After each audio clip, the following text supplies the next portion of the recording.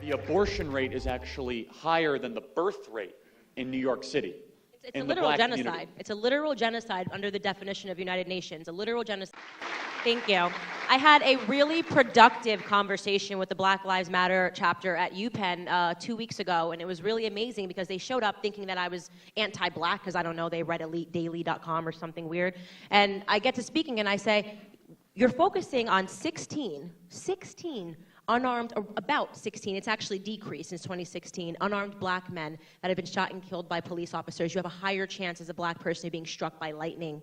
White people, white men and Hispanic men are more likely to be shot and killed by a police officer than any black man, right? Could you imagine if you refocused your energy on the 17, 18 million black babies that have been aborted since 1973, the 900 black babies that are aborted every single day?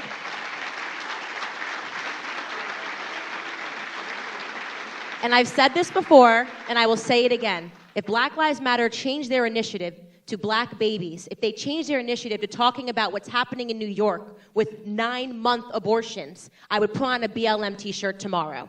That is the truth. We should be focusing on the horrendous nature of Planned Parenthood.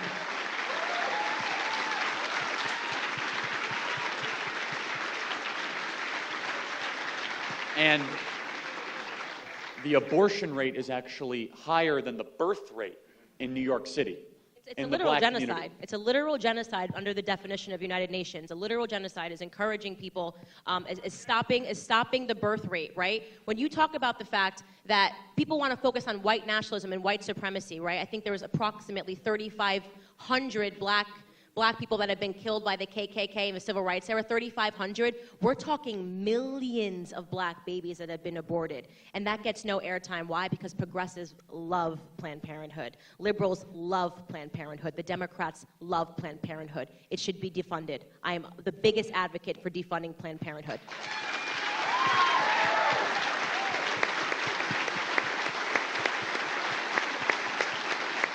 Want to comment on that, Brian?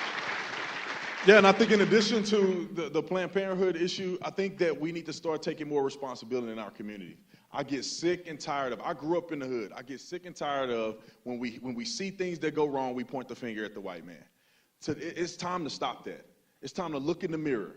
Because no matter what color you are, the person in the mirror is the person that's going to project your future. Are you willing to work hard enough? Are you willing to do the things that are necessary to succeed? People wouldn't be having abortions at these crazy rates in the black community if people would take responsibility. Before you lay up with somebody, if you're not prepared to be a father or a mother, then you need to watch what you're doing. You need to protect yourself. And I'll add this, and I have to preface it because some people look at me crazy. I tell people that I'm pro-life and I'm pro-choice, and this is why. Life starts at conception. I'm pro-life. Y'all can give a round of applause. And I honestly believe that your choice happened in the bedroom, not at the clinic.